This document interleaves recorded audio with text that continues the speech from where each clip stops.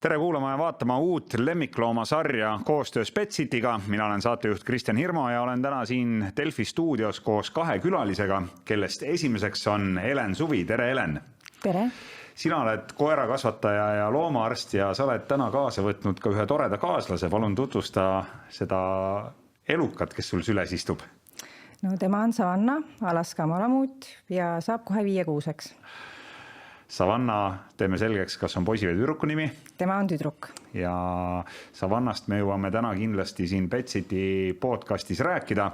Aga täna on meil teemaks tegelikult lemmiklooma võtmine ja kevadisel ajal, kui päike käib kõrgemalt ja inimestel läheb elu helgemaks ja valgemaks, siis tihtilugu on kodudes selline tunne, et pereliikmetest enam ainult ei piisa ja oleks vaja võtta ka üks lemmikloom.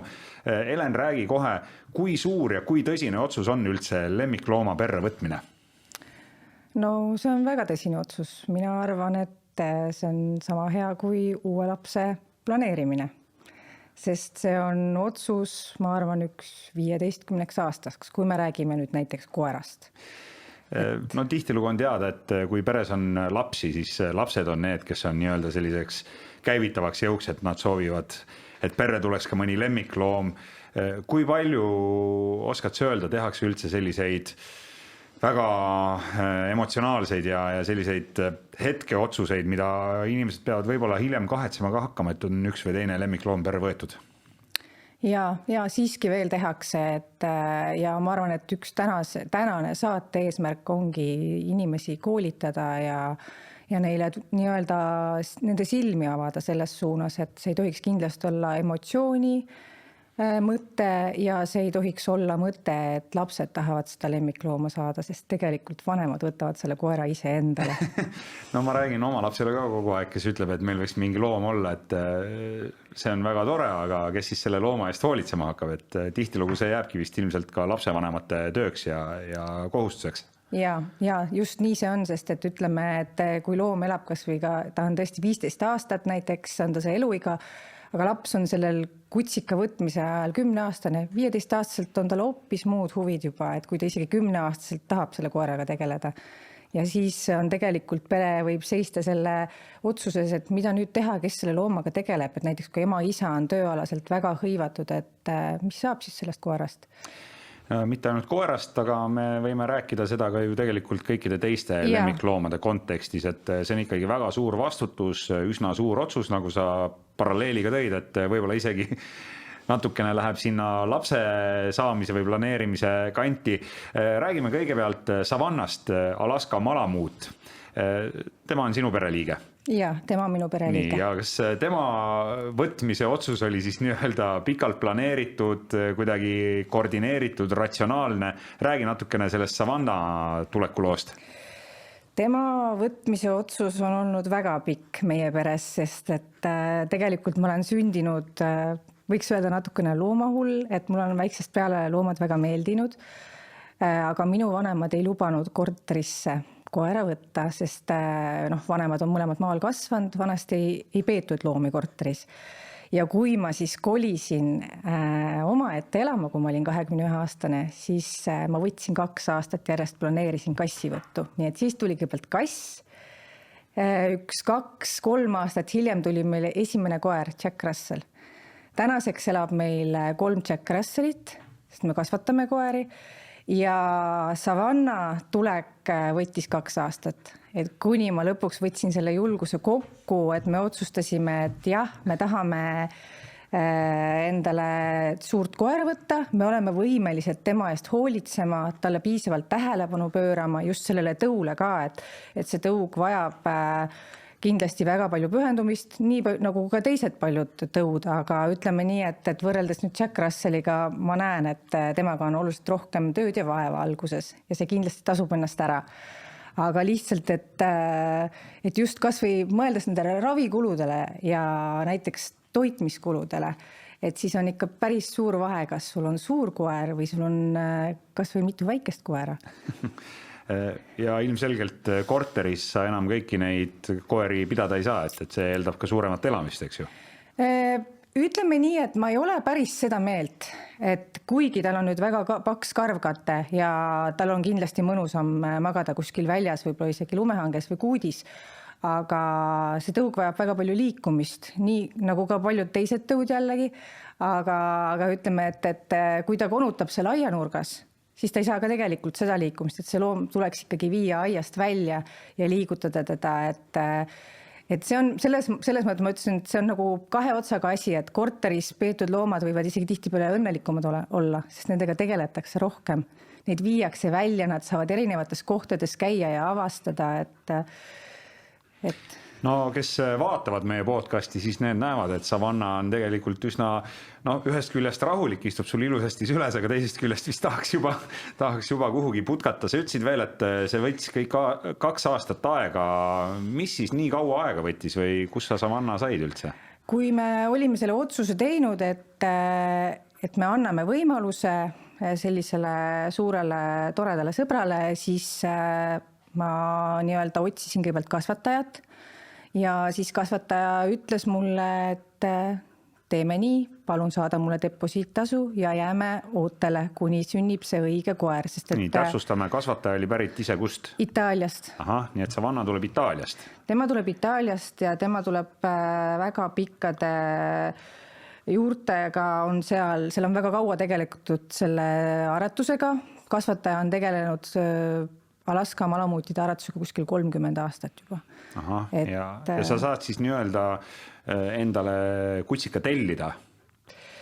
Jah, mina pöördusin sooviga saada eelkõige küll pereliige, aga ka aretuse ja näituse koer.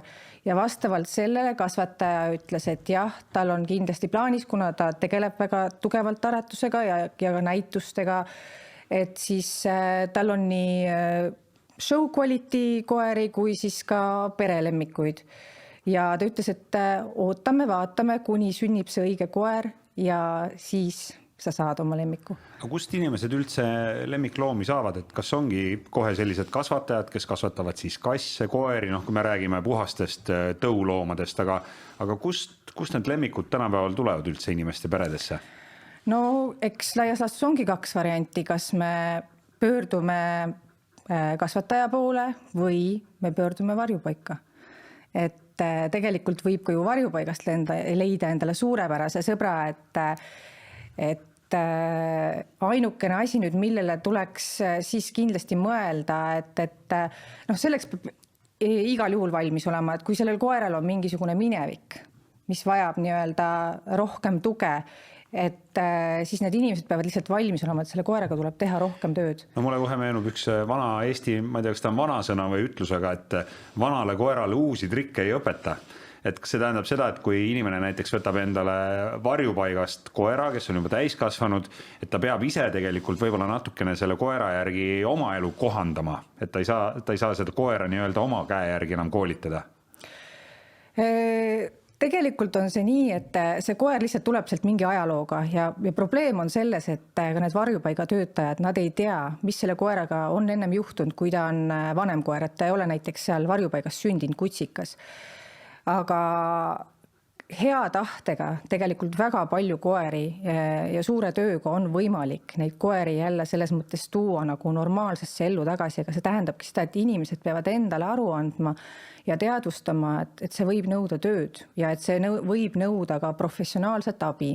Et küll kõiki koeri ei ole võimalik alati päästa, et sellega ma olen ka nõus, et kui siin kuulata käitumisspetsialiste, siis alati see ei ole võimalik. Aga selles mõttes, et see ei välista, et sealt varjupaigast võib ka väga toreda sõbra saada. Aga kui sa võtad siis kutsika või kassipoja, kes tuleb nii-öelda nullist kuskilt kasvataja juurest, kuidas te neid kutsuste veel, kennelid on koertel, eks ju, jah? Et kas siis saab inimene nii-öelda nagu sellise, ma ei tahaks öelda nagu sellise toote, mida ta saab hakata oma käe järgi siis kuidagi kasvatama, õpetama, treenima, dresseerima. Et mis on see eelis, kui sa saad kasvatajalt selle lemmiklooma? See eelis kasvatajalt võttes, ütleme, kui inimene on nüüd teinud, ütleme, eeltöö, et ta on esiteks analüüsinud, milline inimene ta ise on, kas ta on aktiivne, vähem aktiivne, milline elustiil tal on. Sellest lähtuvalt ta valib tegelikult välja mingisugused tõud, ütleme nii, ideaalis. Siis ta pöördub nende kasvatajate poole, võib-olla kasvatajad selekteerivad juba välja, kuule, näed, et sulle meie tõug ei sobi, aga näed, võib-olla sulle sobiks midagi sellist hoopis. Ja ütleme nüüd jah, igal tõul on ju oma eripärad, et kes on aktiivsem, kes on hästi liikuv, kes on paksu karvkattega, kes on näiteks ei sobi võib-olla väga külma kliimasse elama, on ju, et väga palju erisusi, aga ütleme, et jah, tõugu puhul sa saad nii-öelda siis mingisuguse paketi, aga see ei ole ka kivisse raiutud, sest kasvatajad tegelikult ka nii-öelda toodavad väga erinevaid pakette. Mis see tähendab, seleta natuke? No selles mõttes, et tegelikult ka tõus võib olla ka väga palju varieeruvusi, et ikkagi aretus on konkreetse kasvataja nii-öelda käekiri.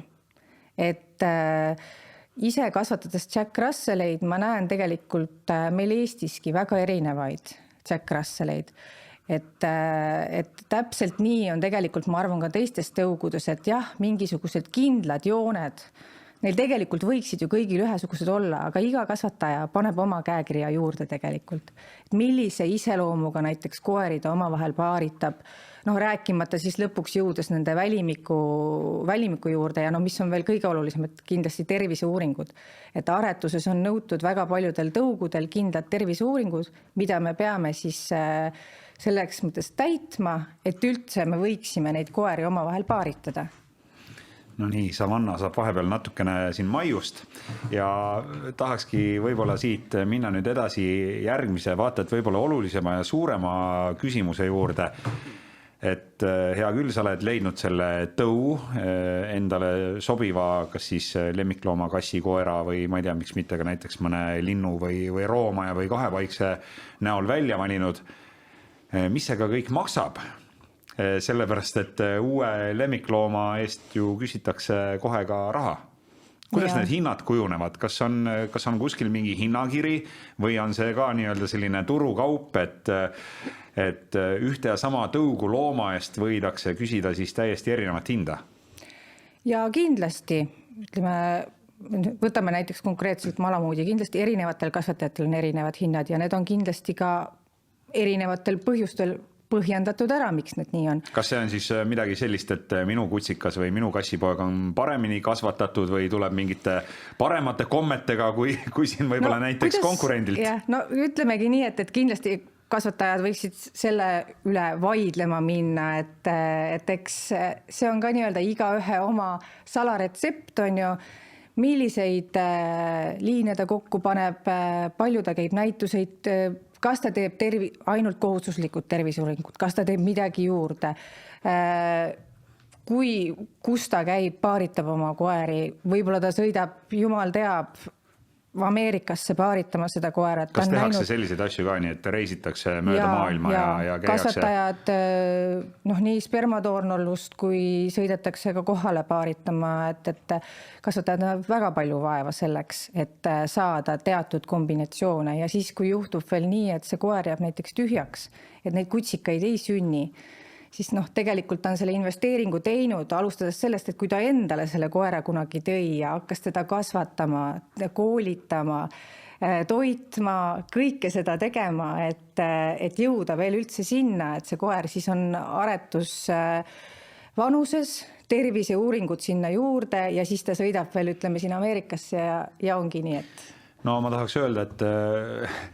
Mõeldes selle peale, et kui mina näiteks, kui algaja lemmiklooma soovija, kui ma ühel päeval otsustan, et ma tahaks endale võtta lemmiklooma, mul on küll kass olnud, aga tema oli siis nii-öelda pigem selline tänavakass, et tänavalt päästetud väike kassipoeg, kes elas meie juures kuni oma õnneliku lõpuni.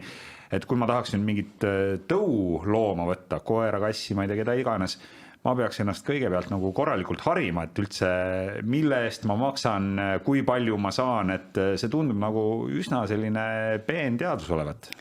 ja tegelikult nii ta ongi, et eks ma arvan, et kasvatajad ka väga palju ikkagi üritavad inimesi selles osas harida, informeerida, et see on tegelikult aastatepikkune töö ja vaev, mis nähakse ja tegelikult kasvatajad ju üritavad ainult parimat, nad tahavad ju, et sünniksid terved tõule omased järglased, kes pakuksid aastaid rõõmu siis nendele peredele.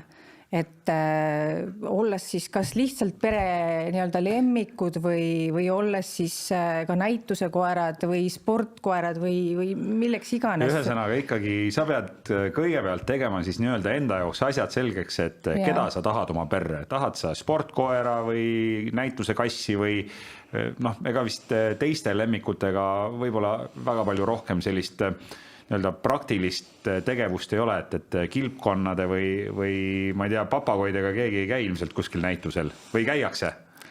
Vaat ma jään isegi vastuse võlgu, et meil Eestis selliseid asju ei tehta, aga jah, et seal tuleb mängu lihtsalt see, et neil on väga erilised elutingimused nendel, ütleme, eksootilistel loomadel. Ja siit jõuame kohe järgmise suure teemani, see on siis kogu see materiaalne nii-öelda vahendite hulk, mis kulub ära selle lemmiklooma normaalsete elutingimuste tagamiseks. Ehk siis kilpkonnal peab olema oma akvaarium, papagoil peab olema puur ja ma ei räägi koertest ja kassidest, mis neil kõik veel olema peab. Jah, täpselt. See on nagu luksuskaup. Korralik kaasavara ja korralik algne investeering on ikka päris suur. Kas ütleme, kui niimoodi inimene läheb oma esimest lemmiklooma võtma, kas ta saab kuskilt mingit nõuga küsida, et ta üldse teaks arvestada, et millised need kulutused tulevikus hakkavad olema? Täna räägitakse hästi palju sellest, et tulud peaksid olema nii-öelda inimesel enda jaoks selgeks tehtud, hea, kui sul oleks eelarve, nüüd lisandub sinu perre uus liige lemmiklooma näol. Kas kuskilt on üldse võimalik teada ka saada, et mis see asi kõik maksma hakkab? Ma arvan, et esimene koht, kui ütleme, võetakse seda looma kasvatajalt. Kasvataja võiks ju tegelikult selle informatsiooni jagada, et ta teab ju omal nii-öelda nahal on tunda saanud, mis see tähendab. Mina soovitan alati tekitada kas eraldi kassa ise korjad nii-öelda purki või siis teha lemmiklooma kindlustus lisaks sellele. Ja muidugi meil on väga tore, et Petsiti pakub nii-öelda sellist brošüüri, kus on, kui sa võtad endale lemmiklooma, siis seal on nii-öelda see algne nimekiri, no nii nagu lapse saamise puhulgi, et mis on need ABC asjad, mis sul vaja on alguses nii-öelda muretseda. Aga räägime näiteks koera või kassi puhul sellest ABC-st, et inimene on otsustanud nüüd, et kutsikas tuleb majja, korterisse või eramusse, et mis on need asjad, ilma milleta ta hakkama ei saa, mis tal kindlasti peavad olema kohe algusest peale? Kvaliteetne toit. No koera puhul jalutusrihm on ju, läheb trenni, siis tal on vaja lisaks, ütleme, lühikest jalutusrihma, paar mänguasja kindlasti peaksid olema, üks võiks olla selline, mida ta saab, kus ta saab oma hambaid rohkem selles mõttes ka töödelda, on ju. Siis sellised atraktiivsemad mänguasjad, aga mänguasjade puhul on minu soovitus kindlasti jälgida, et need oleksid võimalikult turvalised siiski. Et ei tasu osta kõige odavamaid mänguasju, et sellised vastupidavamad. Siin ma vaatan, sa oled võtnud kaasa ka ühe sellise toreda krõbiseva No see on nüüd selline mänguasi, millega... Kas see on kassi või koera mänguasi? Need, kes meid kuulavad, nad küll pilti ei näe kahjuks, aga ta niimoodi krõviseb toredasti. See on ikka koera oma, aga see on nüüd selline, et koos mängimise mänguasi, et ongi, et sikutamiseks, aga kongil on hästi vahvaid mänguasju, mis on ka sellised vastupidavamad. Muidugi selle kohta öeldakse, et kutsikat tuleb ka õpetada mänguasjadega mängima, et ta neid ei lõhuks. No esimese asjana sa, Helen, ikkagi nimetasid toitu ja sa oled ise ka lemmiklooma toidu brändijuht. Ja see bränd on Hills, et kui suure, ma ei tea, kas keegi on üldse löönud kokku, aga kui suure osa näiteks lemmiklooma peale kuluvast eelarvest üldse toit võiks moodustada? On see pool, on see rohkem, vähem? See on, kui nüüd iga kuu lõikes võtta, siis see on ikkagi kõige suurem on ikka kõige suurem kuluartikkel, jah. Selles mõttes, et kui me võtame nüüd nagu aastate lõikes ka, et eks alguses sinna lisanduvad ju need kutsikakoolid ja asjad ka, et need on väga, ütleme, kulukad, aga see on nagu väga vajalik investeering kindlasti. Aga ütleme, et kui on selline koer, ütleme nagu Savanna, kes kasvab ikka päris suureks, siis tema sööb ikka vähemalt ühe korraliku kotitäie kuus ja sinna võib arvestada keskelt läbi 100 eurot küll. Pluss esimesed 6 kuud ussirohi.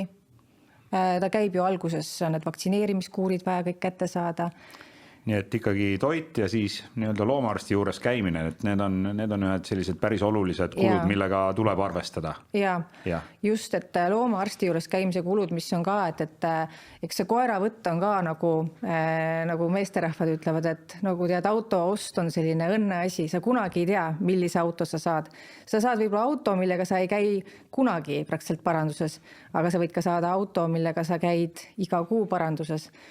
No aga nii nagu inimestelegi öeldakse, et regulaarne tervisekontroll ja hambaarsti juures oleks käia mõistlik 2 korda aastas ja lasta ennast üle vaadata, et ega lemmikloomaga siis ei tule ka ju minna veterinaari juurde ainult siis, kui tal on midagi viga, et kui sa vaatad, et loom on loid või ta ei söö enam või ta ei jaksa tõusta, et juba sai räägitud vaktsiinid, ussirohud, et kas on veel mingid sellised regulaarsed tervisekontrollid, ma ei tea, kas või koerte puhul näiteks? Ja, kliinikud pakuvad päris paljud juba regulaarseid tervisekontrolle juba siis erinevas vanustes lemmikutele, nii koertele kui kassidele, et ja iga 2 aasta tagant käiakse ka siis vaktsineerimas. Et selles mõttes see on tänapäeval väga kasvav trend, et ka loomaomanikud ise tunnevad huvi oma lemmikute tervise vastu ja lasevad teha regulaarseid siis ülevaatuseid, kus tehakse näiteks vereproovid, et välja selgitada, et kõik on ikka korras, et vastab sellele siis vanusele ja et ei pea muretsema. Nii et oma lemmiku tervise eest tuleb ikkagi hoolitseda. Ja. Sa mainisid ka kindlustust, räägi võib-olla mõne sõnaga sellest ka, et mis see lemmiklooma kindlustus on see tervisekindlustus, on see mingi õnnetusjuhtumi kindlustus? No see ongi selles mõttes ikkagi nagu tervisekindlustus, et sinna lähevad ka, ütleme, et lähevad ka õnnetus juhtumid alla, aga ütleme, et sellega peab kindlasti ennast ilusasti kurssi viima ja siis vastavalt sellele ka otsustama, kas pigem sobiks inimestele see purki kogumine või sobiks neile siiski sõlmida kindlustusleping.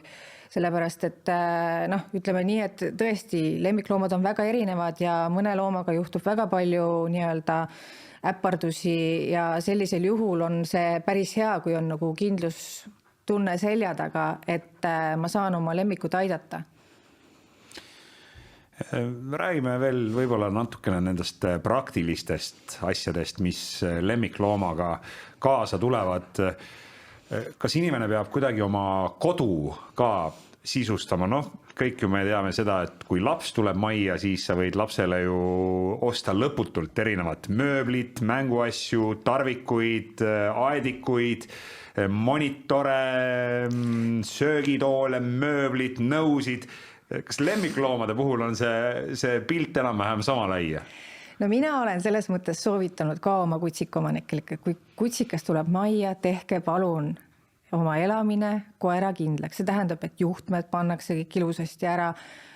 Kui ei ole jalanõud on koridoris, siis mõelda, kas on võimalik tekitada endale jalanõude kapp või et asjad ka niimoodi ilusasti kõik ära panna. Selles mõttes on siis lemmikloom nagu ühest küljest jälle hea, et see distsiplineerib inimesi natukene oma elamist korrastama. Ja, sest et ütleme, et tegelikult tänapäeval ikkagi õpetavad koeratreenerid ja ütlevad nii, et kui koer midagi ära närib või ära lõhub, siis see ei ole koera süü, vaid omanik on siiski ise süüdi, sest on need asjad vedelema jätnud ja koerale andnud alust sellega tegelema hakata. No hea küll, see on selline, ütleme niimoodi, et loomulik nähtus, et inimene teeb oma kodu korda, jalanõud peidab ära, paneb kappi, juhtmed ka kuhugi võib-olla kas mingi liistu taha, aga ikkagi kui palju on vaja selliseid erinevaid tarvikuid, kui näiteks kas või selline, Savanna on võib-olla natuke ekstreemne näide, aga kui sa võtad Jack Russelli endale, et no, mis on sellised nii-öelda asjad, ilma milleta kindlasti hakkama ei saa? Toidukaus, mingi magamisase. Magamisase, jalutusrihmad, sööginõud, ütleme. Kui ta käib trennis, siis on mingisugused treeningmaiused, muretsed sellele loomale ikkagi. No ma vaatan, siin on näiteks sul kaasa võetud selline asi nagu, ma teagi, kuidas selle eestikeelne nimetus võiks olla, mingi hambapulk või mis see on? Ja, no see on ka selline jah, et loom saabki nii-öelda hammastega seal töötada ja tegelikult see võiks ka mehaaniliselt natukene aidata seal siis võib-olla ütleme mingist kivi ja kattu nii-öelda ennetada. Aga noh, jah, kausid, mänguasjad, siis kui alguses kutsikas tuleb, siis tegelikult ka kõige parema... Kas kutsikatel on ka mähkmed või? No need on mitte mähkmed, vaid need on, mina nimetan neid nagu, need on imalinad, et need pannakse põrandale, et alguses ikkagi kutsikas ju teeb ikkagi tuppa. Tal ei ole seda pidamist, ta pole harjunud, jumal teab, millistest tingimustest ta on tulnud, kas ta on elanud õues, noh, ütleme suuremat õud on ju. Ja noh, et tal ei ole võib-olla seal eelnevas kodus veel nii head seda põie pidamist ja treeningut olnud ja ta tuleb ju seda kõike tegema uude koju tegelikult. No kassiomanikuna võin öelda, et kindlasti ei pääse sa liivakastist, milles on sul vaja siis ka liiva vahetada, nii et see on kindlasti üks asi, mis peab kodus olema kassile, ka võib-olla oleks hea mingi väike selline mängunurk või mängumaja ja kraapimispuud ja asjad, et kassidele sellised interaktiivsed mänguasjad on väga olulised. Et, ja noh, mida mina olen ka soovitanud, ma arvan, et päris paljud kasutavad, et puur on ka selline asi, mida tegelikult, et öeldakse, et see on looma piinamine, ei. Mis puur see on? See on ikkagi kodus selline metallist puurid tavaliselt, kuhu sa panedki kutsika selleks ajaks, kui sa lähed kodust ära. Et ta ei vigastaks ennast, ei näriks kuskil jah, et ta kuskil endale midagi sisse ei saaks süüa, näiteks kui ei ole seal elamises võimalik neid juhtmeid ilusasti ära panna, see kutsikas lähebki puuri selleks ajaks, kui inimesed on näiteks ise tööl. Ja... Kui sa tahad oma lemmikloomaga punktist A punkti B reisida, sama asi, lastel on turvatoolid, kas lemmikloomadel on ka mingid spetsiaalsed transpordipuurid, kastid, toolid? Transpordipuurid on olemas ka transpordikotte, mis kinnitatakse siis nii-öelda salongi turvavöödega, et mul endal paar kasvandikku kasutavad neid, aga mina soovitan ka alati oma kasvandikele muretsege transpordipuurid, et kui juhtub ükskord see õnnetus, siis te olete nii tänulikud, et te olete selle investeeringu teinud. Räägi natuke, mis see transpordipuur on, kuhu see käib ja kuidas see loom seal siis terveks peaks jääma? Transpordipuurid on siis spetsiaalsed, tavaliselt need ikkagi paigaldatakse pagasiruumidesse ja koer käib siis selleks ajaks sinna sisse, uks pannakse ilusasti kinni ja see peaks siis vältima nii-öelda seda kõige suuremat kahju, kui tõesti toimub kokkupõrge. Et see loom esiteks juba, me teame ju isegi, et kui auto sõidab kiiresti, siis see loom lihtsalt seal autos ta on lahti nese, eks ju, jah? Ja tegelikult see puur aitab siis vältida seda, et see loom ei laperda seal autos ringi. Ja mida ma olen täheldanud, et kutsikad, kes on noorest peale sõitnud ikkagi autos puuris, nad ise tunnevad ennast seal ka oluliselt turvalisemana, neile meeldib seal sõita, neil ei ole paha. Sest mõnel koeral hakkab täitsa paha. Ma olen märganud seda, kui ma oma koera mingil põhjusel seda puuri panna, väiksemat Jack Russellit, ühte nendest, tal täitsa läheb süda pahaks selle peale. Siis peaks lemmiklooma kuidagi ekstra harjutama ka autoga sõitma, et kui sa plaanid loomaga hakata reisima, näiteks tahad maale vanaema juurde sõita, siis peaks juba kutsikast madalast maast peale hakkama teda harjutama, et ta kannataks autosõitu ja sellega hakkama saaks. See on väga hea küsimus, et tegelikult see on väga oluline. Kõik inimesed peaksid oma koeri harjutama. Ükskõik, nad mõtlevad, et mul ei teki mitte kunagi seda vajadust. Mul elab see koer maal, ta on maakoer, õuekoer ja siis üks hetk on vaja selle loomakarsti juurde minna. Ja nad ei saa teda autosse, sest ta lihtsalt, ta ei lähe sinna, ta kardab, tal on paha ja tal on juba mingid terviseprobleemid ka, tal on sellepärast ka veel paha, et seda tuleks kindlasti harjutada, et Savanna täpselt samamoodi, kui hakkas tulema Itaaliast, siis selleks ta pidi sõitma 4 tundi lennujaama ja kasvataja käis temaga autosõitu harjutamas, puuri harjutamas, noh kahjuks jah, lennureisi nagu sellist asja ei hakka harjutama, aga aga jah, et kõik see töö tuleb ette ära teha. No kassi omanikuna ma võin öelda, et ega ka kassi nii-öelda sinna transpordikasti saamine, eriti kui sul on veel selline kass, kes ei ole koolitatud ja tõukass, et ka see on ka selline paras ettevõtmine ja eks see loomale on ka kindlasti üsna korralik stress.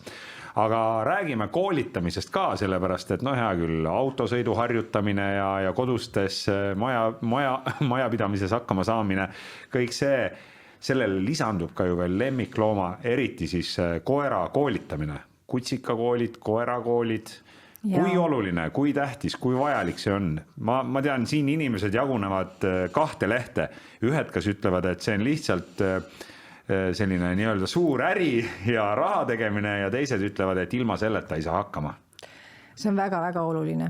Ja tegelikult, kui inimesed on sattunud õigesse kohta, trenni, siis nad tagantjärgi võivad ise ka seda. Kindlasti nad ütlevad, et see on nagu nii õige otsus minna kutsikaga, kõigepealt siis kutsikakooli.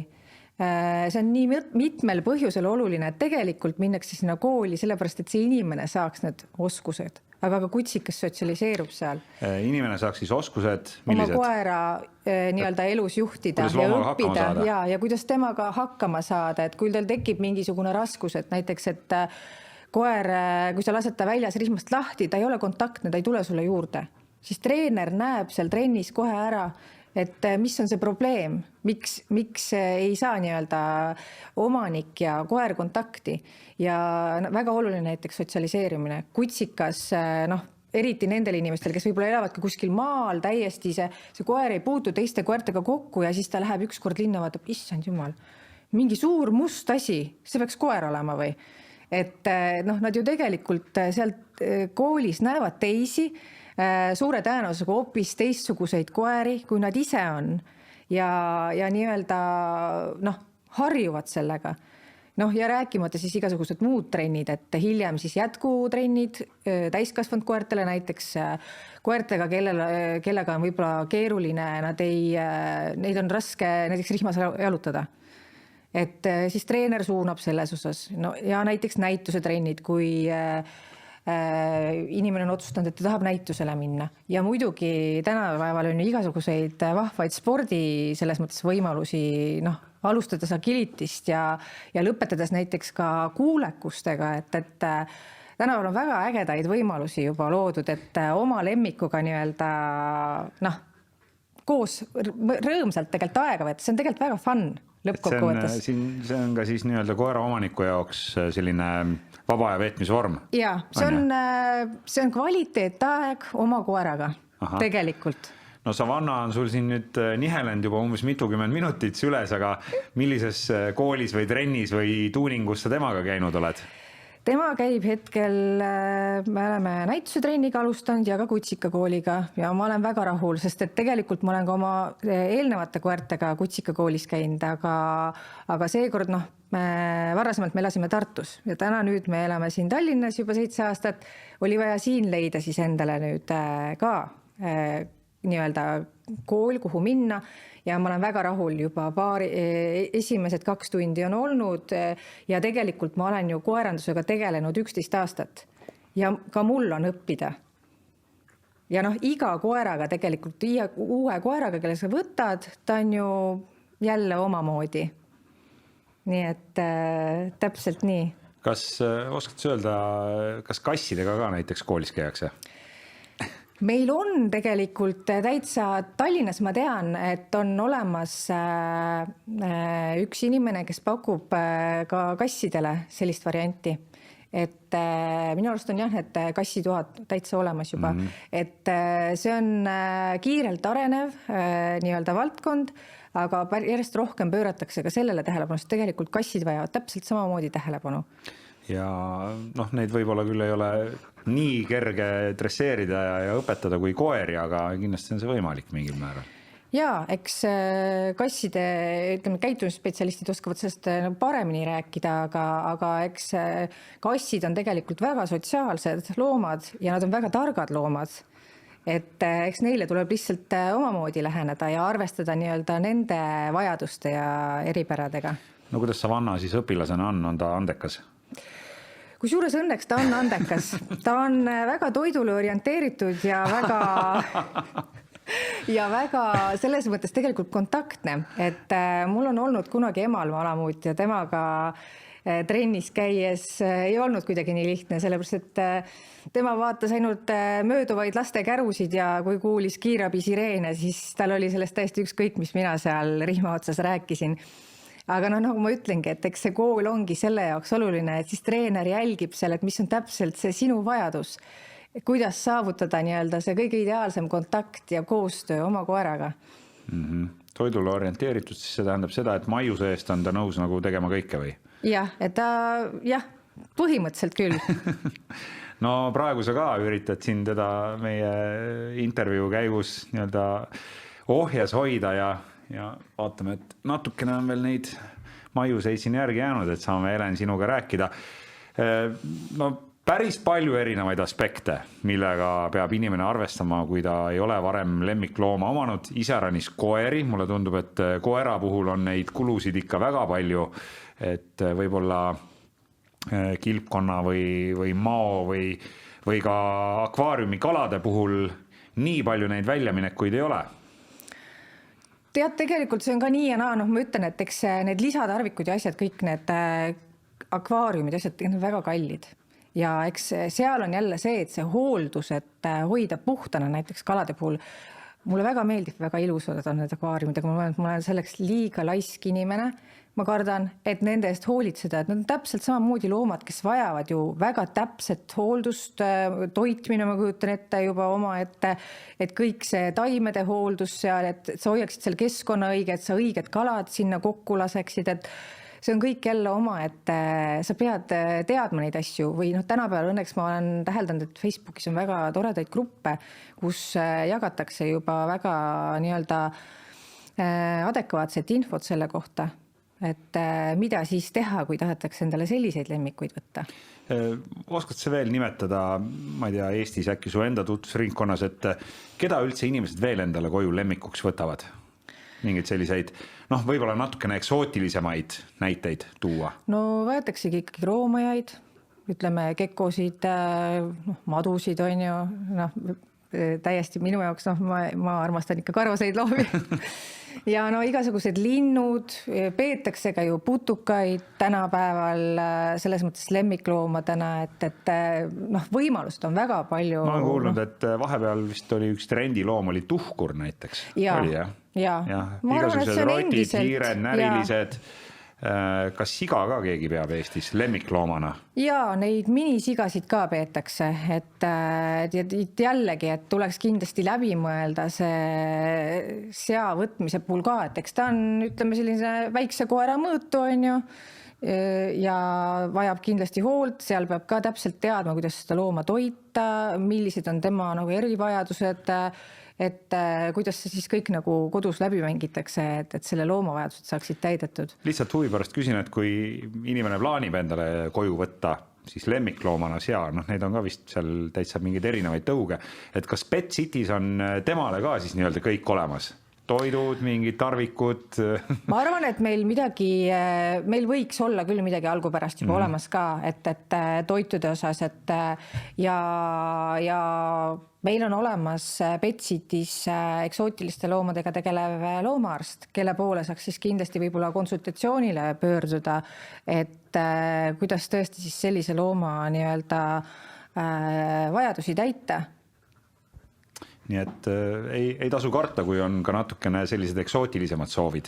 Jaa, aga sellisel juhul inimene võib ise ka tegema eeltöö ära, et kas ta tõesti on selleks ka valmis, et näiteks, et kui tal on mingisugused, ütleme, erivajadused, et tõesti, et võtab need kalad on ju seal või kilpkonna, ja seda akvaariumi on vaja nii ja naa puhastada, tal on sellised toidud, tal on selline temperatuur, mis ta vajab, et kas inimene suudab täita seda?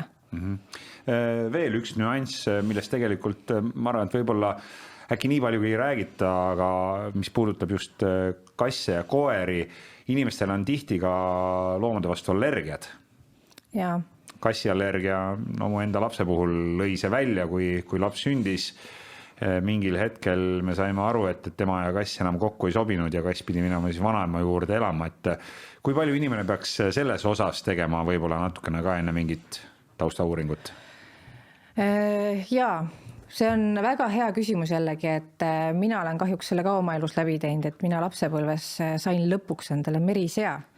Ja siis selgus ka nii, et kui ta oli vist meil aasta aega olnud, et ema viis mind arsti juurde ja mul oli allergia tekkinud ja arst ütles, et tuleb loom ära anda, et vastasel juhul mul tekib astma.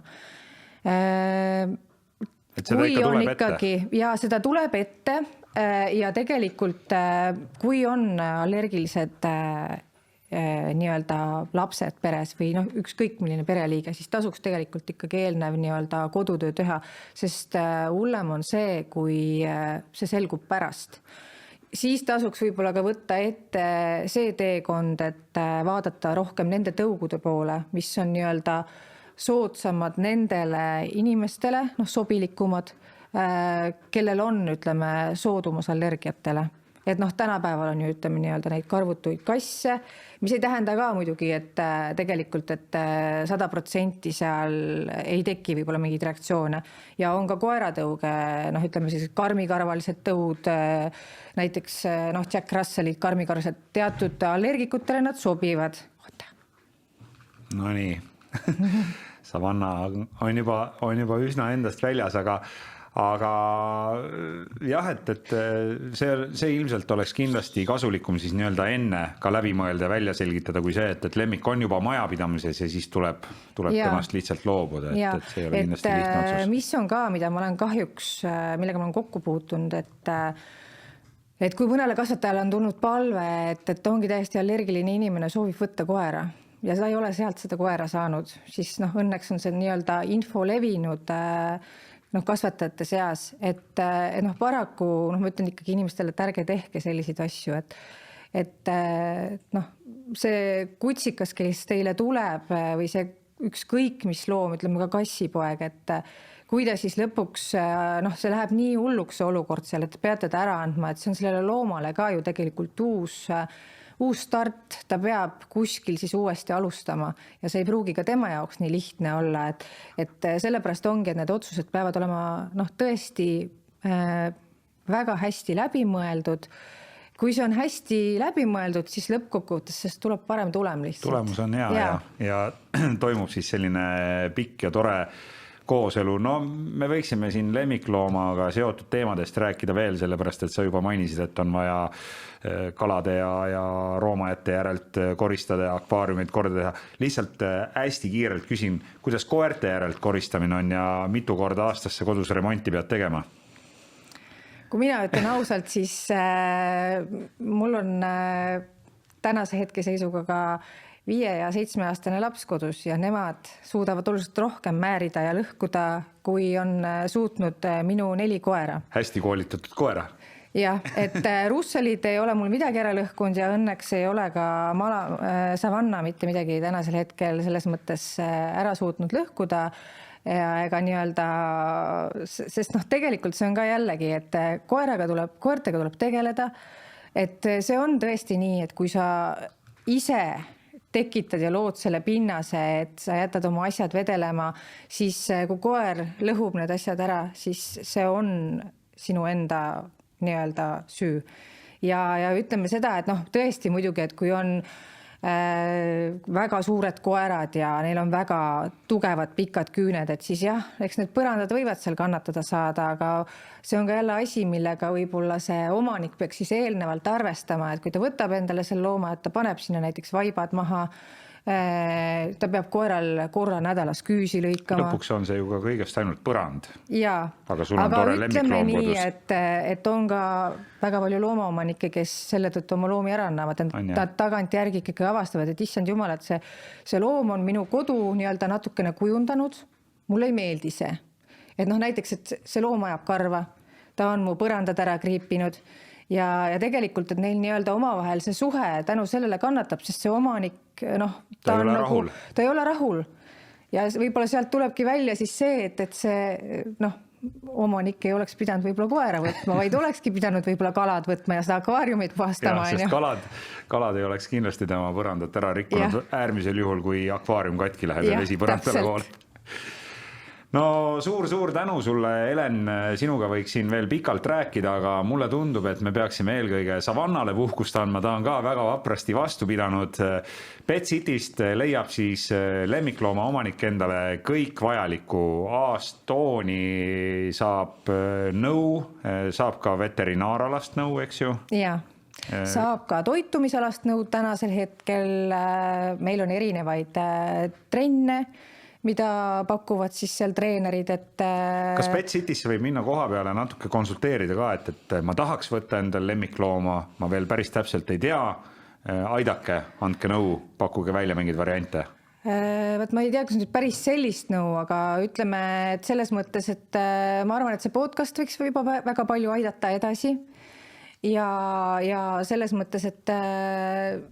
Ma arvan, et alustada sellest, et mõelda, milline inimene sa oled tüübilt, aktiivsustasemelt, otsida välja nii-öelda siis need tõugude või siis lähetegi varjupaika näiteks, alustate sellest otsast, mitte ei alusta tõukoerast. Ja minna lihtsalt sinna, viia mõni koer jalutama ja vaadata, kuidas üldse oleks... Ühe 4-jalgse sõbraga, eks ju? Need on head soovitused, suur tänu Alaska Malamute Savanna, kes täna küll väga palju sõna sekka ei öelnud, aga selle eest rääkis väga ilusasti tema perenaine Helen Suvi, suur tänu sulle veel kord. Ja aitäh kutsumast. Ja aitäh sulle ka, kes sa kuulasid või vaatasid ära tänase podcasti osa. Leiad Pet City podcasti episoodid Delfi taskukeskkonnast ja Delfist, lisaks veel audios ka Spotify'st, Apple podcastist ja teistest suurematest rakendustest. Otsi üles, hakka jälgima ja nii jõuavad ka kõik uued episoodid esimesena just sinuni. Mina olen saatejuht Kristjan Hirmu ja kohtume juba järgmises Pet City podcasti episoodis.